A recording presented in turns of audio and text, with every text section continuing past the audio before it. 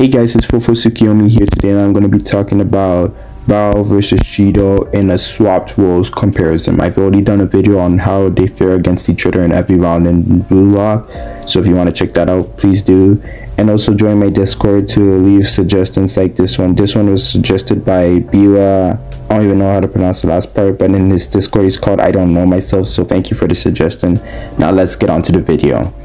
Now first we're going to be talking about Barou and Shidou's role, because that is way more easier to talk about, as Barou would have scored way more goals with less competition. I'm assuming we do not know who was in Shidou's stratum, so I'm assuming Barou would score even more goals than he originally did, which was 10. But that's a kind of a conspiracy, because he did not score all the 5 goals in their first match, and Team X only scored 10 goals, which meant that Barou did not score 10 goals. I don't know why the author put that. Maybe to hype us up. Who knows? Anyway, now in Shidou's being in Barou's stratum, here's where things change. I just remembered that Shidou, even though he's an offensive beast, he's not a defensive beast. Even though, like Karasu stated in chapter like 98 or 97, that Shidou's feet kind of dimmer down when it comes to defense, so that means that he wouldn't have been able to stop the shot. If Barou couldn't stop it, I don't think Shidou would have. And plus, Isagi passed it to Kunigami, who was way out of range, so I don't think Shidou would have jumped to save it when he was marking Isagi. So it would have been 5-1, but yeah, it would have probably been worse than 5-1, if I'm being honest. It would have been probably like 10-1. That's how bad it would have been. And plus, for the sake of plot armor and Goat Sagi, I need Team Z to score a goal, even though Shidou would have probably stopped it. Because if they don't score here, they die in this Bluelock campaign. Now, the next game they undergo in Team X is the game against Team W, the Waninama brothers. And this game would have been closer, as it was 4-1 originally, but here in this timeline I believe it would have been like 3-4. I still believe if they double teamed, or like how many teamed Shidou, that the rest of the team wouldn't have done anything, as shown. As long as the rest of the team guards Shidou and the Waninama brothers are tag teaming the rest of the team, I think they would have been fine surviving this game, as Shidou cannot carry a team alone. Even though he's very good, the Waninama brothers were able to beat Barou, who was alone, so that's a testament to their feat. And if it wasn't for the fact that Reo got Zantetsu and Nagi to coordinate with him, they would have not beat him. Now, in the third match, here's the major flaw. The game against Team Y was very close, 3-4, and with Nico only surviving because Barou's a solo weapon, with the fact that Shidou is more of a team player, he would have made more reasonable plays. And Shidou's basically offensive killing spatial awareness would have been way too much for Nico to handle, as it took up Isagi up to the third selection to understand, and people like Nanase could never understand Win and Shidou even in the third selection. So for someone like Nico to understand him this early on, hell no. Now we also have to deal with the fact that he faces Nagi in the next round. Something we've never really seen is a Nagi and Shidou interaction. So this match would start off hot, as I believe Team X did start in the original manga, so Shidou would be pacing, only to have Zantetsu and Reo try to jump him. But similar to Barou, he has this thing where he can accelerate his charge. It's only when he's on offense though, he cannot do this on defense. So he will be charging, and then it will take a bunch of players to try and stop him. Shidou would then make a basically spinning kick, the similar way he scored the third goal for this first selection, when it was him and Isagi and Rin to score the first goal. And then Reo and Zantetsu would have to formulate a devastating duel, as Reo would be using his dribbling skills to try and distract Shidou for a bit, just to pass it to Zantetsu, who would use his full speed to get himself a goal to make it 1-1. This game is going to be dangerous. Then they would try again. The duo of Zantetsu and Reo would really be trying to pressure him. They would ask Nagi for help. So when Shidou brings the ball to the air or tries to pass it to a teammate, that's when it would be Nagi's call to intercept. That would be the plan for Reo and Zantetsu to try and press. And when they finally get a press and pressure Shidou for him to try and pass to a teammate, they would definitely have Nagi to intercept, and then Nagi would start a triangle play with Reo and Zantetsu, as Nagi wouldn't really want to score goals, and this would lead to Rayo scoring his first goal of the match. And then they would try the similar pattern again, but Shidou would definitely change things up as he would try to use an aerial move. But here's where Nagi's aerial trapping abilities come into play, as he would trap the ball and get it to Rayo, and they would do another counter attack. This would really impress Shidou, and Rayo would score another goal, making it 3-1. And then all of a sudden, Shidou would just shoot from the start, similar to Rin and Barou, but it would go to no avail, and then it would go to another counterattack. Nagi, Rayo, and Zantetsu, and then Shidou would be barking at Nagi at why he isn't doing anything. He would say, "Let me see more of it." So Nagi would get pressurized. I don't know if he would use mental talk compared to Barou, as Barou was really more of a mental phase than him. But I think Nagi would take a simple shot just to score, as Rayo would see that and make Nagi challenge Shidou, as Nagi, his offensive speed is better than Shidou's defensive speed, leading it to be 4-1. And then Shidou, he would do like a pass it to his players, and then he would make them set him up, and then he would just tell them to like kick it as high as you can, and Shidou would definitely score a massive, insane bicycle kick, as in their penalty box, he is the king there. It would be 4-2. And then we wouldn't have that Nagi explosive stage where he trapped the ball and then scored a massive goal against him, because Shidou is, first of all, not a mental person to really go in your head, so Nagi wouldn't have been riled up in this game, which kind of sucks, because Nagi wouldn't have scored an epic goal, which means that Shidou would have figured out a way to try and counter them, but to no avail. Even if he did score a third goal in this match, it would have been too late, as when Nagi did score the fifth goal, that was basically the end of the match. So I think the match would have ended 4-3, but if there was additional time, Shidou would have caught up to equalize the game. So this leaves Team X with a total of 6 points, and that is not looking good, because that means in the original timeline, Team Z would also have to get the 7 points, and this would mean that. And after that game against Nagi, we also have to talk about an interaction that happens after, which is Shidou and Isagi, where Isagi tries to find his type of weapon, because Ego gives them the talk after Kuon scored a hat trick and Chigiri equalized the game winner against Team W, game saver. So basically, Ego gives the talk about how you need to duplicate goals, which means you need a weapon. And Isagi was looking for a weapon, and that's where he meets Barou in the original timeline. Shidou would have been more than happy to use him as a pet. He wouldn't have tried as hard as Barou has, because Barou would have been scoring, but Shidou would have just been flexing. And I feel like it would have taken more time, because Shidou does not always go for the same direct 29-meter shot that Barou does. Barou always replicates his shot. Shidou can just do anything he wants, so it would have been a bit harder for Isagi to adapt, but I do believe he would have conquered something out of that learning, because Isagi is a freaking genius. Now heading into the second selection, here's where things change for the worse.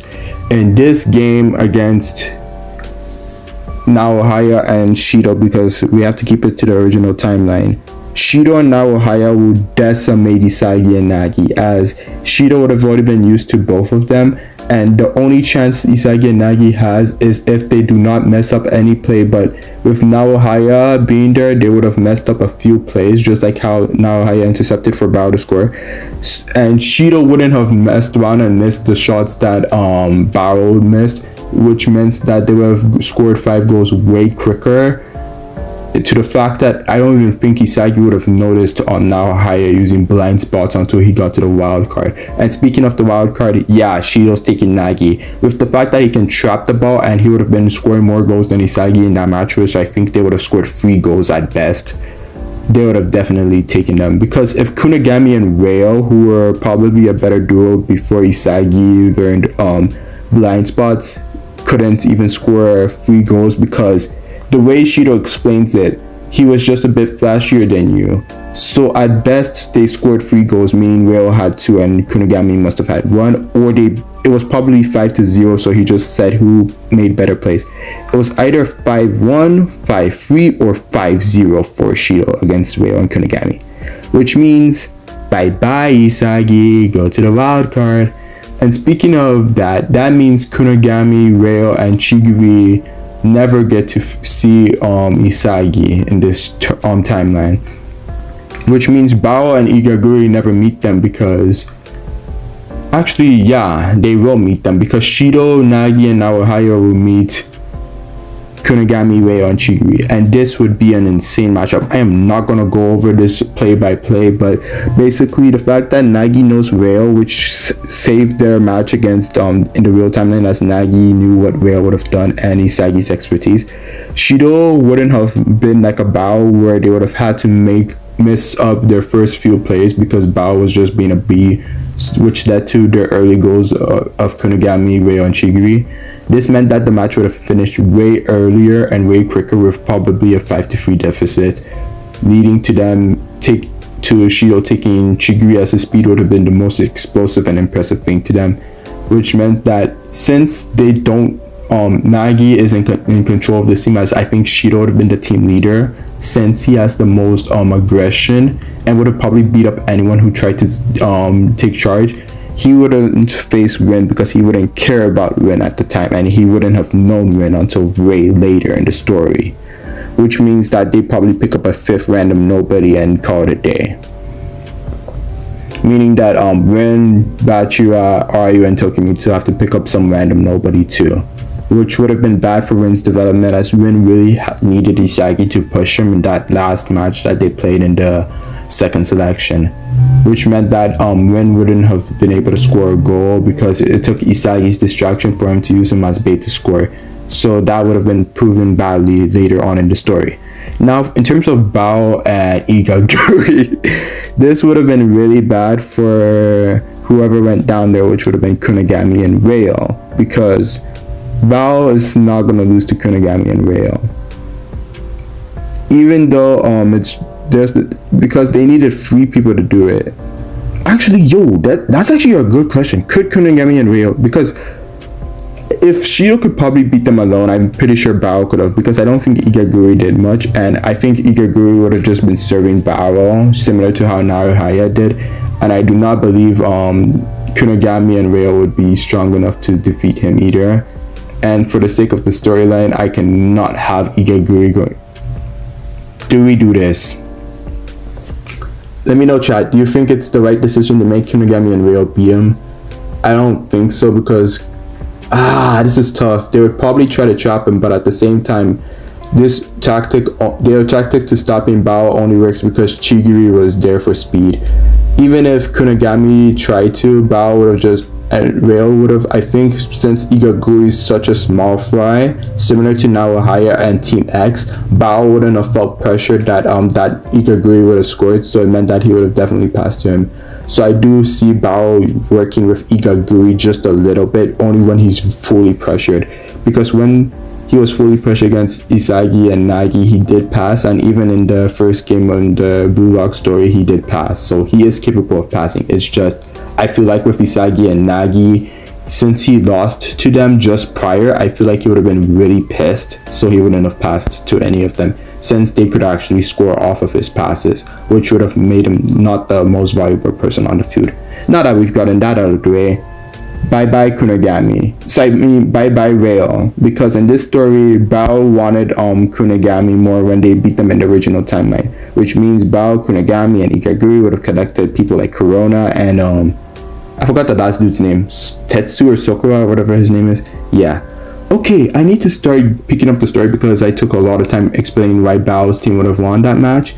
So heading into the World 5, like I said, Rin wouldn't have scored in this original timeline because it took Isagi's distraction for them to get a goal. But at the same time, I feel like Bachira or Tokimitsu or someone would have probably been able to make a close enough goal, because they only started taking things seriously when they scored. But at the same time, some teams didn't score, which means that if you're not good enough, you won't score. Now, with Shidou being way better than Bao in this original timeline, teaming up with Nagi, Chigiri, I'm pretty sure Zantetsu would have been the last person they took. Or no, it would have been Kiora, because I don't think they would have picked up Zantetsu in a 3v3 at the time, because they would have actually never faced Rin, which means they would have never fallen down, so it means they would have probably picked up Kiora. with those 5 instinct talents over freaking Bao's team with Nagi, I'm pretty sure Shidou would have scored. And this changes a lot, because that means coming out of the second selection and into the third selection, Shidou would actually be the only person who would have scored against the World 5, which means Rin would have been number 2 and Shidou would have been number 1. Which, if it wasn't for the fact that Shidou has no chemistry with anybody, he would have been Bluelock's ace heading into the U20 World Cup. But this would not be the case. I'll keep the third selection matches the same because Shidou and Rin are still teaming up, and I don't think anything needs to change, except for the fact that Kunigami would definitely be taking what's his name, Isagi's places, and Naohaya would definitely be taking Ryo's places, as Naohaya is a big Nagi fan. And Naohaya would have not known who Rin was at the time. So yeah, those are the only changes, because Isagi and Ryo would be in the wild card. Now, for the U20 match, I'm gonna save that for another video. This is gonna be a 3-parter. The second part would be the the U20, and then the third part would be what if the NEL happened. So I hope you guys enjoyed the first stage of this.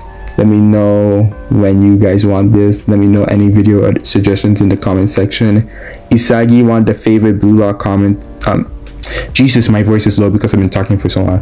He won the favorite character tournament, which means I need to make a special video for him soon. And that is coming after the save video, which is right after this one. So in 2 videos, you guys will see your favorite character Isagi in his main video again. Peace out and have a good day.